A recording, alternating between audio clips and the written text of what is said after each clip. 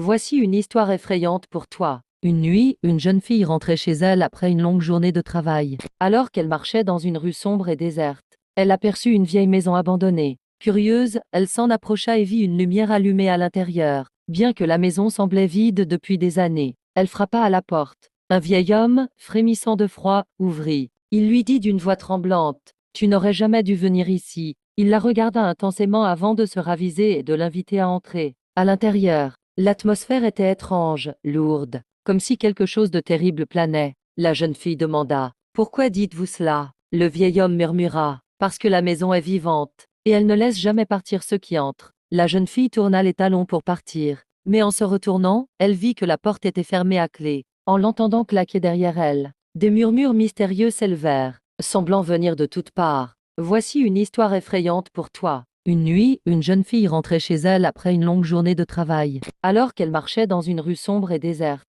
elle aperçut une vieille maison abandonnée. Curieuse, elle s'en approcha et vit une lumière allumée à l'intérieur. Bien que la maison semblait vide depuis des années, elle frappa à la porte. Un vieil homme, frémissant de froid, ouvrit. Il lui dit d'une voix tremblante: « Tu n'aurais jamais dû venir ici. » Il la regarda intensément avant de se raviser et de l'inviter à entrer. À l'intérieur, l'atmosphère était étrange, lourde, comme si quelque chose de terrible planait. La jeune fille demanda: « Pourquoi dites-vous cela ?» Le vieil homme murmura: « Parce que la maison est vivante, et elle ne laisse jamais partir ceux qui entrent. » La jeune fille tourna les talons pour partir, mais en se retournant, elle vit que la porte était fermée à clé. En l'entendant claquer derrière elle, des murmures mystérieux s'élevèrent, semblant venir de toutes parts.